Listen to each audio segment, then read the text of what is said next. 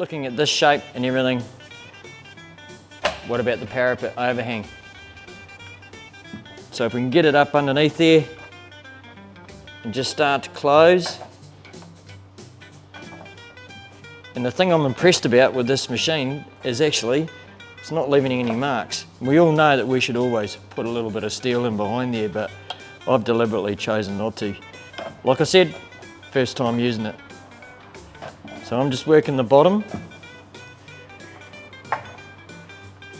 So here we go.